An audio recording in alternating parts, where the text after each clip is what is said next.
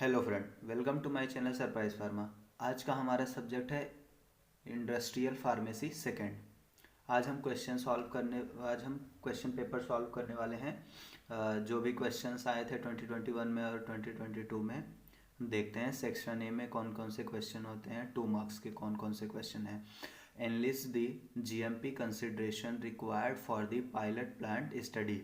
अब इसमें हमसे पूछा गया है कि जीएमपी के कंसिडरेशन से कौन कौन से पायलट प्लांट के स्टडीज़ थे। तो अगर आप चाहते हैं तो यहाँ पे आप डेफिनेशन पायलट प्लांट का दे सकते हैं या फिर नहीं भी दे सकते हैं। अगर देना चाहते हैं तो दे सकते हैं। पायलट प्लांट का डेफिनेशन क्या होता है?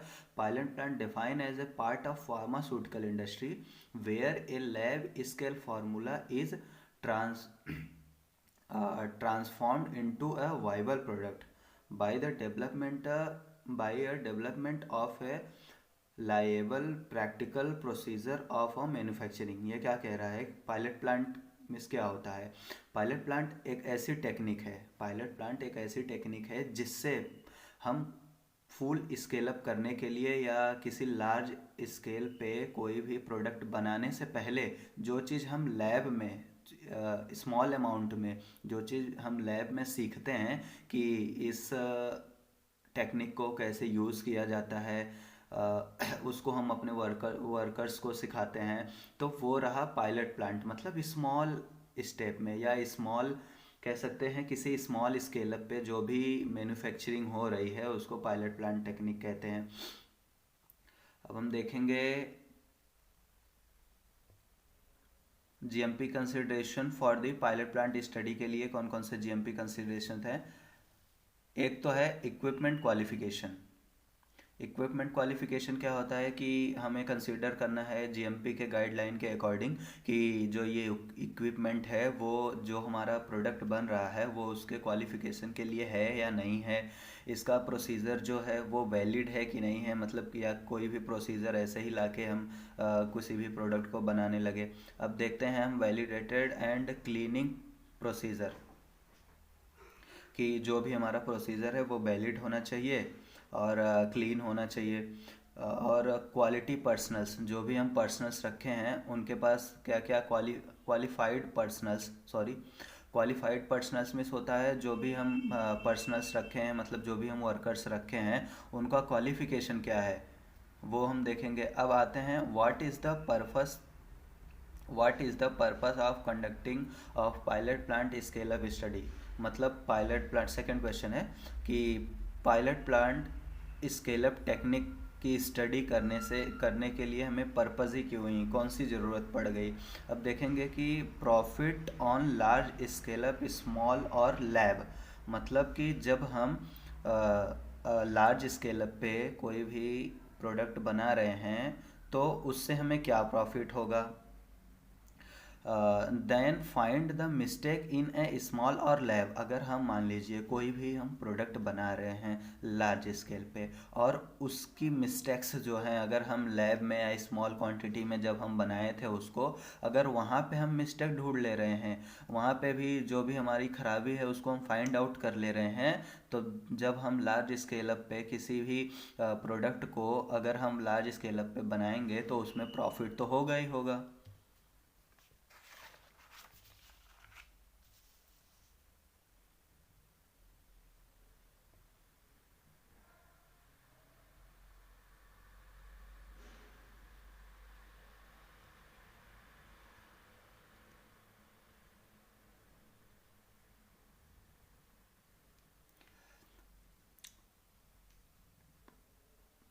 पहला कौन सा है? असेसमेंट ऑफ अ क्रूशियल और vital step of the process, पहला है। और दूसरा क्या है? Master manufacturing formula is provided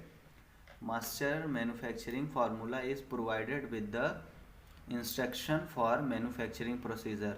जैसे हम किसी भी प्रोडक्ट को बना रहे हैं उसको पहले हम लैब पे बनाते हैं इस स्मॉल स्केल अप पे, और जब उसको हमें बनाना होता है किसी लार्ज स्केल अप पे तो हम ये ज़रूर ध्यान रखें कि जो भी हमारा मास्टर मैन्युफैक्चरिंग फार्मूला है उसके इंस्ट्रक्शंस को हम उसमें इन्वॉल्व किए हैं कि नहीं किए हैं।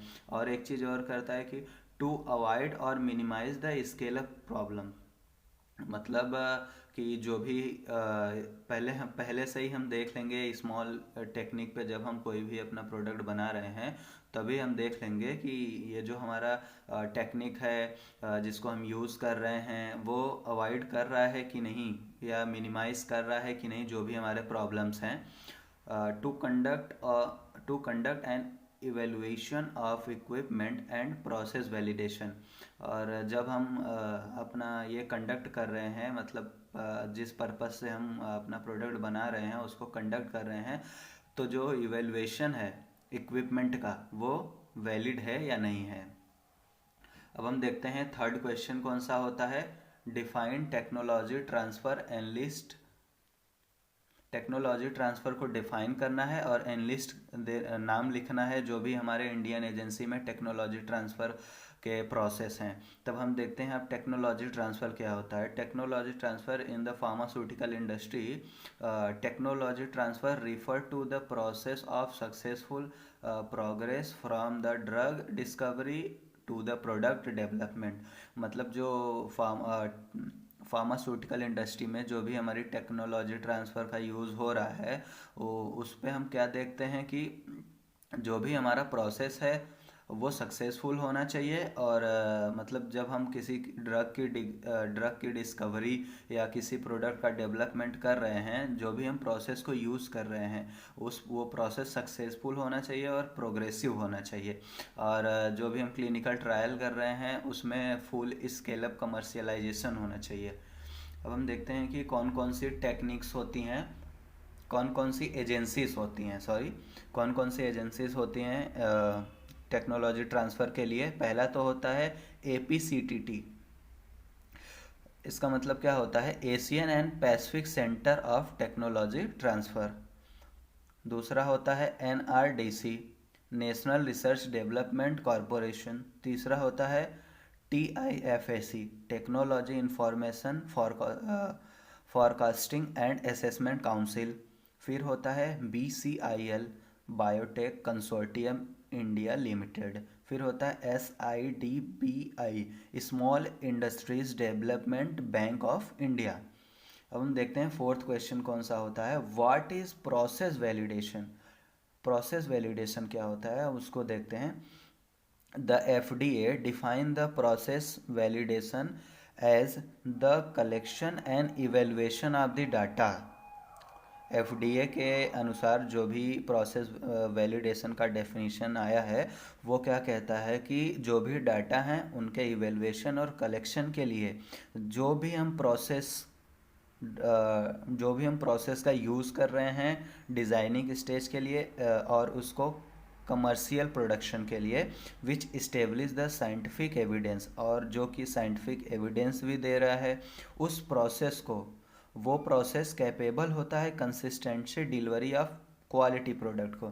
अब हम यहाँ देखते हैं कि वैलिडेशन प्रोसेस होता क्या है एक्चुअली में। जो वैलिडेशन प्रोसेस होता है FDA के गाइडलाइन के अनुसार, जो भी हम ड्रग डिज़ाइन का जो भी हमारा स्टेज है उसका प्रोसेस है उसमें क्या होना चाहिए, जो उसका डाटा है वो डाटा कलेक्शन अच्छे से होना चाहिए और वो इवेलुएट भी अच्छे से होना चाहिए।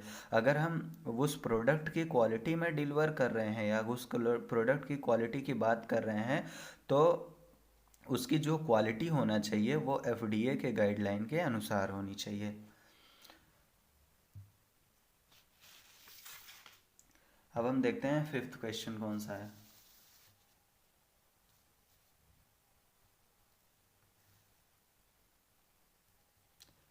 What is meant by regulatory affair? Why regulatory affair are essential for the pharmaceutical industry? अब हम देखते हैं जो कि RA होता है, RA means regulatory affair is a part of pharmaceutical affairs. मतलब जो रेगुलेटरी अफेयर्स होता है वो फार्मास्यूटिकल अफेयर का पार्ट होता है जो कि लिंक रहता है, किसके साथ लिंक रहता है, एक सॉलिड लिंक बना रहता है, किसके साथ, फार्मास्यूटिकल कंपनीज के साथ और रेगुलेटरी अथॉरिटी के साथ। ये क्या करता है, ये FDA की गाइडलाइन के अनुसार ये भी रूल फॉलो करता है। एग्जाम्पल में हम लिख लेंगे इस जैसे FDA हो गया।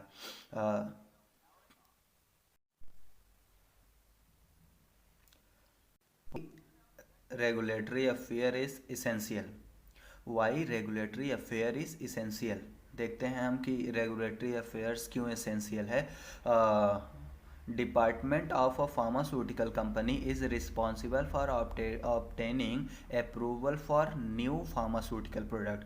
पहले तो क्या होता है, जो आर होता है मतलब pharmaceutical affairs, pharmaceutical regulatory affairs होते हैं, वो क्या करता है कि वो रिस्पॉन्सिबल होता है किसके लिए, जब भी कोई न्यू प्रोडक्ट या न्यू फार्मास्यूटिकल प्रोडक्ट का अप्रूवल होता है तो वो रिस्पॉन्सिबल होता है रेगुलेटरी अफेयर्स। और फिर क्या करता है कि ensure the product is safe and effective. मतलब जब कोई नया प्रोडक्ट बन रहा है तो उसको आर जो होता है वो इंश्योर करता है कि ये जो प्रोडक्ट है वो सेफ भी है और इफ़ेक्टिव भी है यूज़ के लिए। After releasing the product company maintain the approval of the product. मतलब जो कंपनी है वो प्रोडक्ट के रिलीज के पहले वो पूरा मेंटेन करता है कि जो भी हमारा प्रोडक्ट है वो सेफ है, इफ़ेक्टिव है। अगर वो जो प्रोडक्ट है अगर वो कोई भी हार्मफुल इफ़ेक्ट अगर दिखा रहा है तब तो जो आर है उसको अप्रूवल नहीं देगा। अब हम देखते हैं सिक्स क्वेश्चन कौन सा होता है। Write the name of laboratories which are govern by CDSCO. यहाँ पे हमें क्या लिखना है, उन लेबोरेटरीज के नाम लिखना है जो कि सिडिस्को गवर्न कर रहा है, जिसको सिडिस्को देख रहा है। सेंट्रल ड्रग लेबोरेटरी एक तो कोलकाता में है, और सेंट्रल ड्रग टेस्टिंग लेबोरेटरी जो कि चेन्नई में है। सेंट्रल टेस्टिंग लेबोरेटरी हैदराबाद में है। Regional drug testing laboratory Assam Guwahati में है। What is COPP, why it is required. COPP क्या होता है और वो क्यों रिक्वायर्ड होता है। तो जो कोप का फुल फॉर्म होता है वो certificate of a pharmaceutical product. मतलब कि जो कोप है वो सर्टिफिकेट प्रोवाइड करता है जो भी फार्मास्यूटिकल प्रोडक्ट, मतलब जो भी प्रोडक्ट बन रहे हैं इंडस्ट्रीज़ में, कंपनीज़ में, वो क्या करता है उसको प्रोवाइड करता है सर्टिफिकेट कि जो भी हमारा प्रोडक्ट है वो जीएमपी के गाइडलाइन को फॉलो कर रहा है, डब्ल्यूएचओ के गाइडलाइन को फॉलो कर रहा है, हेल्थ एजेंसीज जो देख रही हैं वो फॉलो कर रहा है, कोई तो रिस्क इसमें नहीं आ रहा है। ये सब जो भी मेडिसिन की गाइडलाइंस है अगर वो फॉलो कर रही हैं तो जो कोप है, सर्टिफिकेट ऑफ फार्मास्यूटिकल प्रोडक्ट की एजेंसी, वो क्या करेगी, सर्टिफिकेट कर देगी कि ये जो ड्रग है वो प्रॉपर है।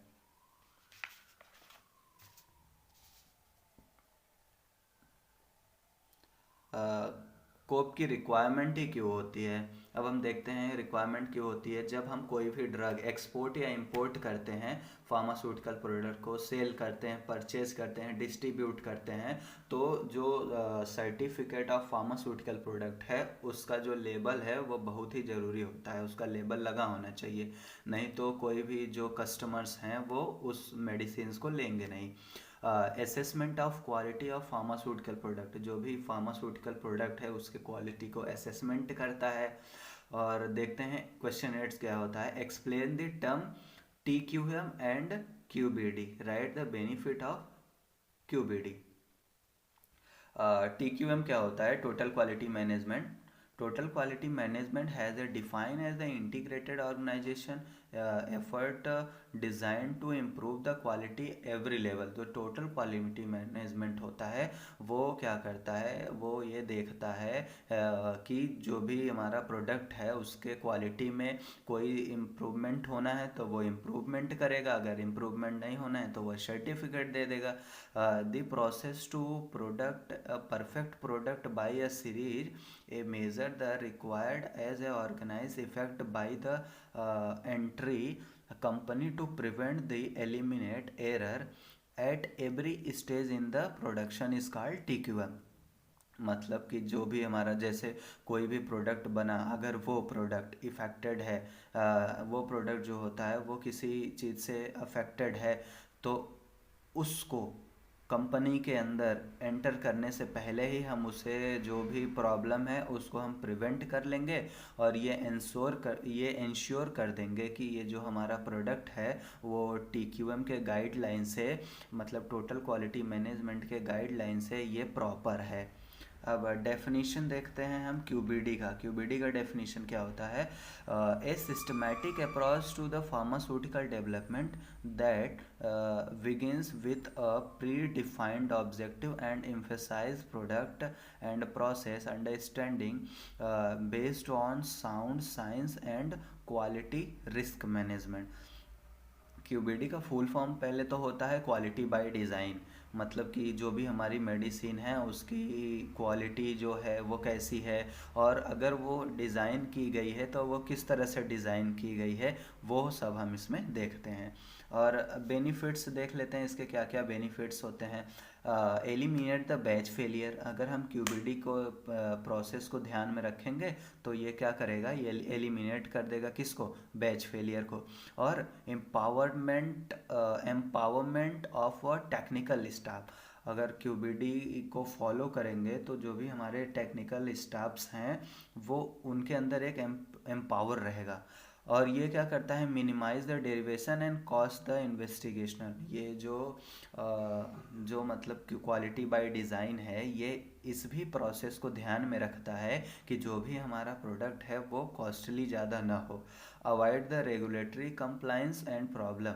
जो भी रेगुलेटरी कंप्लाइंस है उसको अवॉइड करता है, और जो भी प्रॉब्लम्स है उसको भी अवॉइड करता है।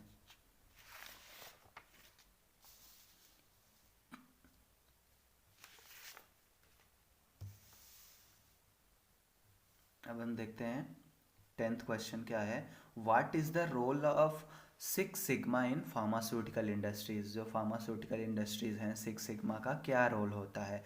सिक्स सिग्मा का एक तो रोल होता है कि ये जो भी टेक्निक्स और टूल्स हैं उनके इम्प्रूवमेंट के प्रोसेस को सेट करता है। सिक्स सिग्मा एक स्टैटिकल स्ट्रेटजी है जिसका यूज़ हम identification of detect and removing them from the process and product improvement quality. Six sigma एक स्टैटिकल स्ट्रेटजी है जिसका हम यूज़ करते हैं कहाँ, आइडेंटिफिकेशन करने के लिए। जैसे कोई भी डिफेक्ट प्रोडक्ट है उसके आइडेंटिफिकेशन के लिए, अगर डिफेक्ट है तो उसको रिमूव करेंगे, और जो भी प्रोडक्ट है उसके क्वालिटी को इम्प्रूवमेंट करेंगे। हाँ, अब हम देखते हैं कि who is the drug controller general of India, describe the organization and function of the CDSCO. तो डॉक्टर VG सोमनी जो हैं वो इंडिया के drug controller general of the India हैं, और उसके बाद वो हेड डिपार्टमेंट भी हैं सिडिस्को के। सिडिस्को जो है वो नेशनल अथॉरिटी है। सिडिस्को एक नेशनल अथॉरिटी है इंडिया की, जिसमें लगभग 379 379 वर्कर्स जो हैं या स्टाफ जो हैं वो काम करते हैं। There are the 6 zonal office. वहाँ पे 6 जोनल ऑफिस है, 4 सब जोनल ऑफिस है, और जो 3 हैं वो पोस्ट ऑफिस है, पोर्ट ऑफिस है, और जो 7 हैं वो लेबोरेटरीज़ हैं, सेंट्रल ड्रग लेबोरेटरीज़ हैं। तो ऑर्गेनाइजेशनल स्ट्रक्चर्स देखते हैं हम।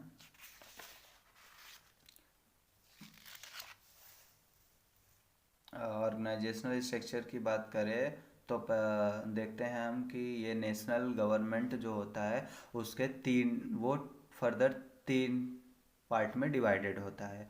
फर्स्ट होता है ministry of family and health welfare, second होता है मिनिस्ट्री ऑफ एनवायरनमेंट, और थर्ड होता है ministry of chemical and petrochemical. Ministry of family and health welfare में वो फर्दर करके डिवाइड होता है सिडिस्को में, और जो सिडिस्को है वो 2 पार्ट में डिवाइड होता है। फर्स्ट होता है हेड क्वार्टर, और सेकंड होता है जोनल ऑफिस, सब जोनल ऑफिस, और पोर्ट ऑफिस, लेबोरेटरी।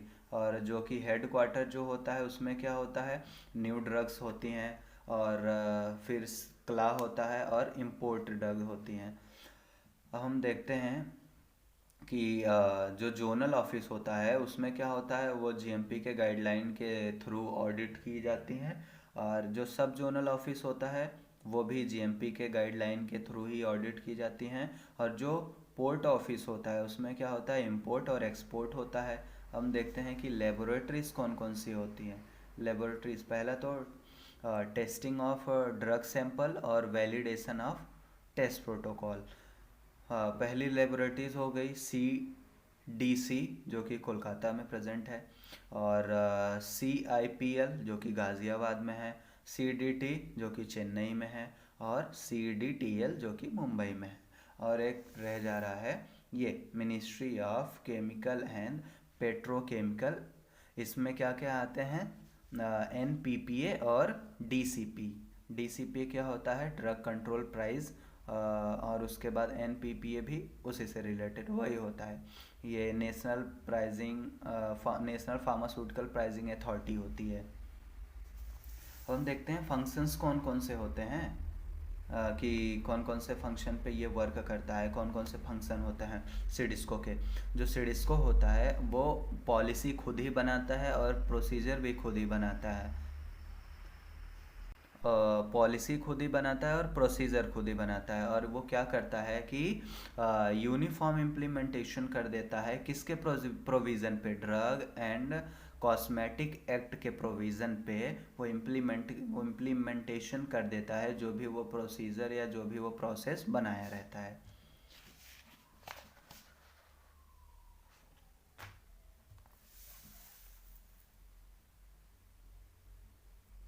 सेकंड देखते हैं, implementation of the standards for drug cosmetic and medical device. और क्या करता है, इम्प्लीमेंट करता है जो भी स्टैंडर्ड्स ड्रग होती हैं किसके according, drug and cosmetic act के अकॉर्डिंग, और उसमें इम्प्लीमेंट करता है मेडिकल डिवाइसेस को।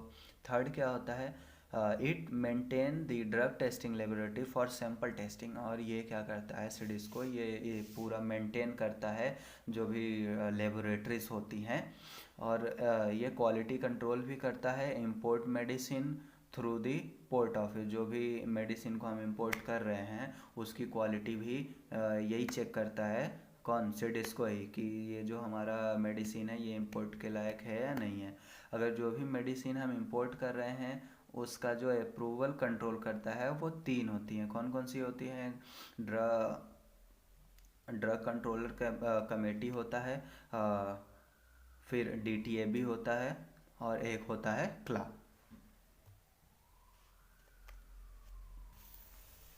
हम देखते हैं सेकंड क्वेश्चन कौन सा होता है, what is the importance of TT, technology transfer in a pharmaceutical industry, right A note on APCTT। जो टेक्नोलॉजी ट्रांसफ़र होता है वो रिफ़र करता है प्रोसेस को, कि जो भी हमारा प्रोसेस है वो सक्सेसफुली होना चाहिए, किसके लिए, किस प्रोग्रेस के लिए, किसके बिहाफ में सक्सेसफुल होना चाहिए। जो भी ड्रग डिस्कवरी हो रही है या प्रोडक्ट का डेवलपमेंट हो रहा है, और जो भी क्लिनिकल ट्रायल्स हो रहे हैं उनके फुल स्केल ऑफ कमर्शियलाइजेशन के लिए। अब देखते हैं इम्पोर्टेंस क्या होता है TT की। जो भी ड्रग डिस्कवर की गई है, drug discovery, drug development, quality product in plant. और हम नोट लिखेंगे अब एक, कौन सा, Asian and Pacific centre for technology transfer. First देखते हैं, Asian and Pacific centre technology transfer is united nation local organization that come under the economic and social commission of the Asia and Pacific regions. Center was established in 1977 in Bangalore. The goal of APCTT is the strength the TT, मतलब ये जो APCTT है इसका एक गोल होता है। वो गोल क्या होता है कि जो टेक्नोलॉजी ट्रांसफ़र हैं उसकी जो एबिलिटीज़ हैं, उसकी जो एरियाज़ हैं, किसके लिए, इंपोर्ट और एक्सपोर्ट के लिए, उस पे ये मतलब मजबूती बनाए रखता है। और क्या करता है, provide data on technology transfer, joint venture businesses, research partnership and opportunities. ये जो टेक्नोलॉजी ट्रांसफ़र ये डाटा प्रोवाइड करता है जॉइंट वेंचर्स को, बिजनेसमैन को, बिजनेसेस जो भी बिजनेस हो रहा है, और उसके पास research partnership and the opportunities जो हैं। Conduct the meeting among business technology exhibit technology transfer related confirm and technology distribution workshop by partnering work with APCTT, provide the support facility, source technology internationally। हम देखते हैं question, mention two major application of platform technology की दो major applications कौन कौन सी हैं उसको mention करना है। पहला तो है platform technology is applicable for the nano technology. दूसरा है sustain release formulation and technology. ये जो क्वेश्चन है ये 2 नंबर का क्वेश्चन है, ज़्यादा नहीं लिखना होता है, 2 लाइन 3 लाइन 4 लाइन इससे ज़्यादा नहीं लिखना होता है। अब हम देखते हैं सेकंड क्वेश्चन कौन सा है। Mention the basic role of SUPAC guidelines. Level of change, जो सुपेक गाइडलाइन के अनुसार जो भी लेवल चेंज होता है, माइनर चेंज होता है, मॉडरेट चेंज होता है या मेजर चेंज हो रहा है, वो सब हम इसमें देखेंगे। अगर कोई भी टेस्टिंग कर रहे हैं तो उसकी जो एप्लीकेशंस है वो भी इसमें देखेंगे। इन विट्रो डिजोल्यूशन है वो भी इसमें देखेंगे, इन विवो डिजोल्यूशन है वो भी इसमें देखेंगे। अब फीलिंग देखेंगे कि एनुअल रिपोर्ट क्या है, चार्ज क्या है, उसके बाद पहले अप्रूवल जो सप्लीमेंट हुआ है उसका चार्ज क्या है, सब